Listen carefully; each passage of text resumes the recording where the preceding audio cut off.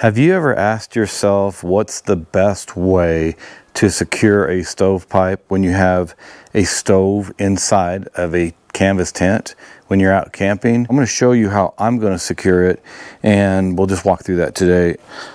So the first thing I want to do is I really want to get this bottom pipe into this stove really well. So I've put this dampener in first, and then I'm going to go ahead and put this first piece of pipe on, and then I'm going to start drilling these in. I'm going to put 3 screws in each one. All right, let's get going with this. Now, the one thing I want to make sure of, that's about 1.5 inches.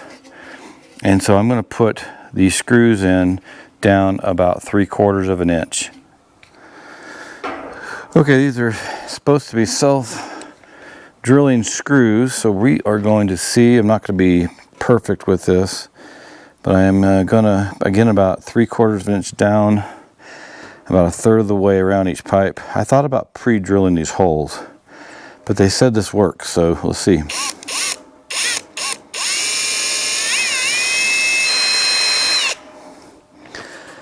Not working as well as I like. Let me go get the drill set. Again, the reason I'm doing this is because I've had so many camping trips that have had a lot of rain and some severe storms. So you just always want to be prepared.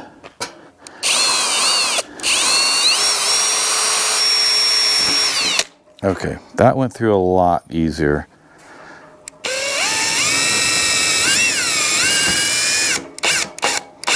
Now I don't want to over tighten this because I don't want this pipe to dent in on me. I just want enough of it to secure it so that in 3 different locations here, it'll handle the wind and anything that hopefully Colorado can throw at it.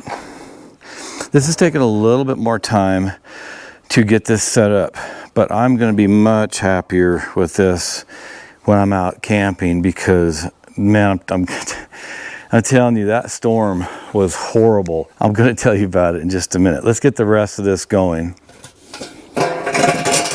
Honestly, I think one of the more interesting parts of this might be when I put this back together and line these holes up. How's that going to go? Well, I'll let you know.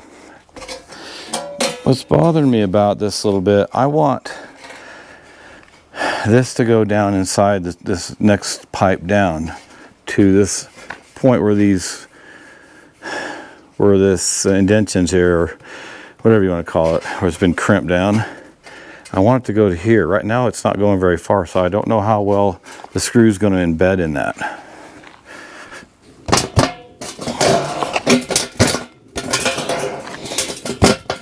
One thing I'm actually thinking about doing is not taking these all apart, so maybe leave them in sections, which is not what I want to do. It's actually starting to rain a little bit. You know, it's funny. It's like there's no rain in the forecast, and yet it starts raining. So, all right, I'm going to be a little bit careful here. I couldn't find my rubber mallet. I'm going to shove this down a little more with this sledgehammer. Nothing like working in the rain. It's nothing. It's just minor, little drizzle.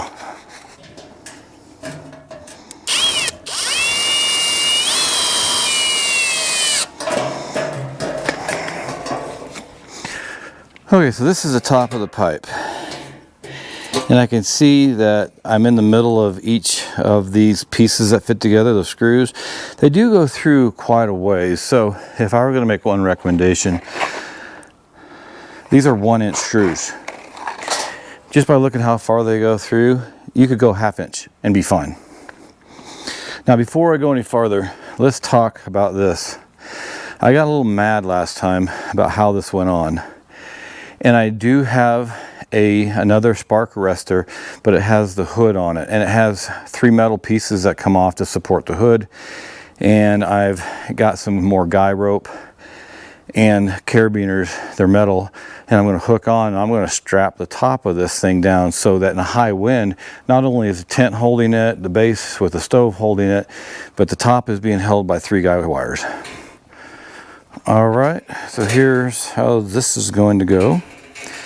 And this is really not easy. It might be easier this time since I've already done it one time. But you have to get this knife or some straight edge, some flat edge underneath.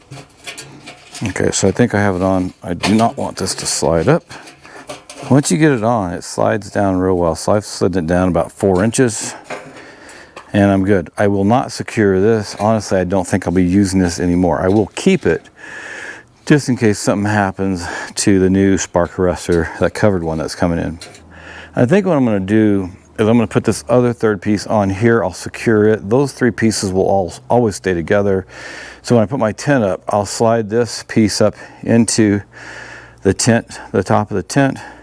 I'll set this up and then I'll put it right on top of it. Then I'll go outside and I'll put this piece up. But I think you may need a step stool. If you're going to do this, you know, depending on how tall you are, you might need a step stool at the campsite. So let's take this piece off. We're going to get this down lower so I can work on it over here.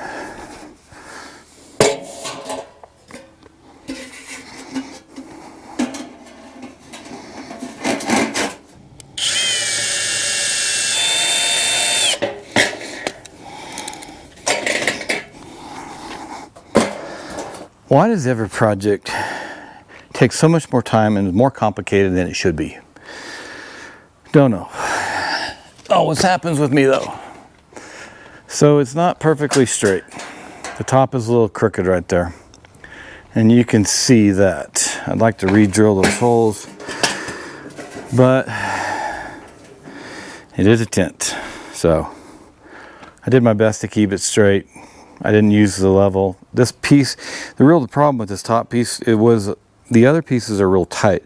For some reason, this one's loose, and that's what caused the problem for me here.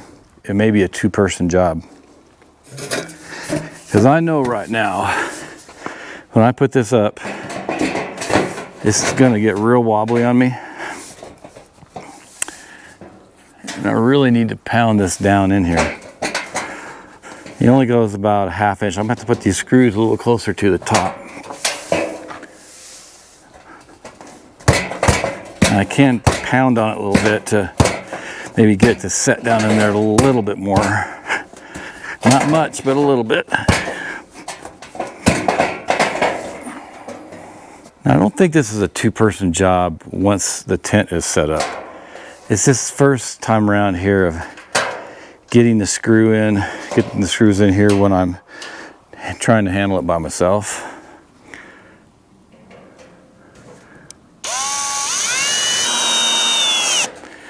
All right, that's the last screw.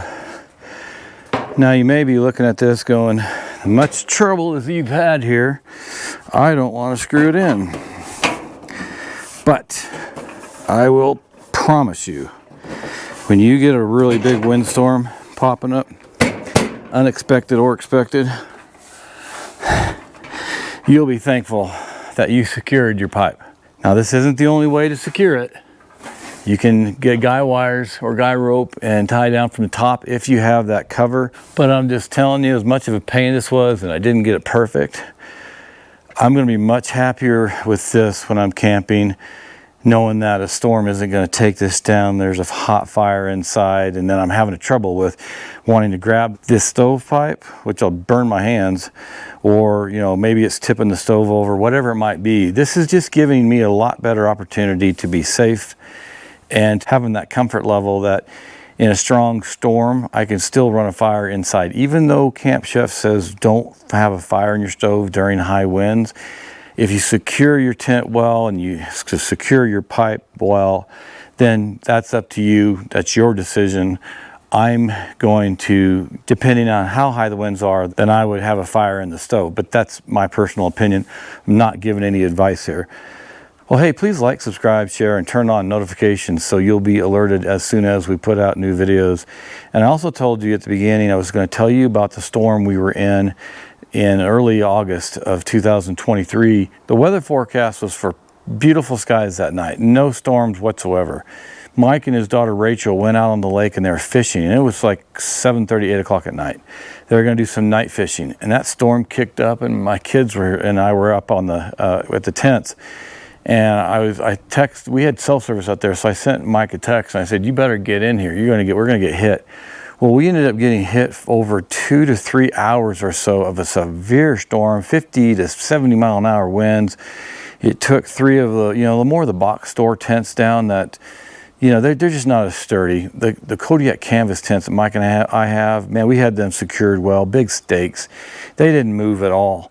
And Mike did not have his stove in the tent at that point because it was August. We didn't need it. But it just showed that you secure your tent even if the weather looks like it's going to be perfect. You never know what's going to happen. And that's why also as we get into the fall and we're in the winter camping, I'm going to be using this a lot with my new Kodiak canvas cabin 10x10 tent. And I'll have information in the description below on that. And I'm putting it up today for the first time in my yard just to check, make sure it all works right. But that storm was so bad, my Kodiak Flexbow tent, it was a 10x14, and then Mike's 12x12 cabin lodge tent, they held up in that storm really well.